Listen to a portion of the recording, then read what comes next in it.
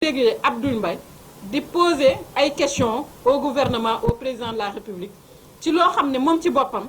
am na ci wàll parce que bu fekkente ne affaire Petro-Tim la ñuy wax affaire Petro-Tim ba muy am boobu président Macky Sall nekkagul président de la République du Sénégal foog naa processus bi ñu ngi ko démarré ak Abdoulaye Wade président de la République Karim Wade ministre de l'énergie document yi nga xamante ne foog naa waroon naa ko kii buñ ma ko mënee jottali léegi document yooyu tey dama ko andi pour leeral ñëpp muy décret muy correspondance yi nga xam ne moo wane ne que Abdoul Mbaye agit de façon de la plus en tout cas responsable j'allais dire parce que bu fekkente ne Petro-Tim ba ñuy démarrer seen démarche Alioune Sall nekk conseiller spécial conseiller au bureau économique de l'ambassade de la Chine ñëpp xam nañ ne que lépp luy mission wu conseiller économique ci bureau économique yi ambassade yi nekk ci bitim réew yëpp représenté suñu état foofu mooy bu ñu gisee ay bailleurs yoo xam ne war nañu mën a ñëw investir ci dëkk bi ñu faciliter leen ko mais responsabilité boobu kan moo ko am président de la République mooy valider wala mooy ñàkk a valider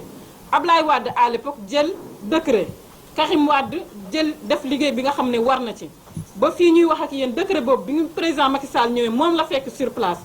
bu mu ñëwee mu vérifier ndax est-ce que procédure bi jaar na ci yoon wala jaarul ci yoon bu ñuy reprendre décret bi Abdoul Mbaye ci boppam moo contresigné décret bi nga xam ne moom la président Macky Sall signé décret baa ngi nii foog naa bu fekkente ne soxla ngeen ko yéen ñëpp mun ngeen ko xoolal seen bopp monsieur Abdoul Mbaye moo contresigné document boobu man nag mënuma comprendre mu nekk un intellectuel de haut niveau am ay responsable yu mu jot a occupé un peu partout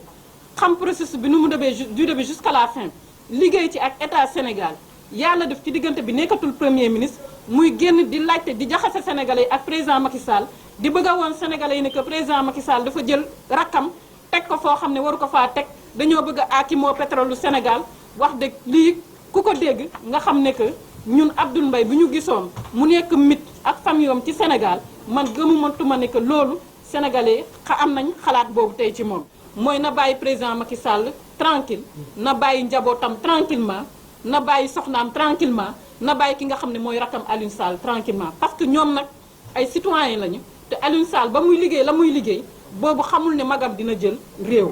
donc loolu dama bëggoon mu leer askan wi yépp xam ko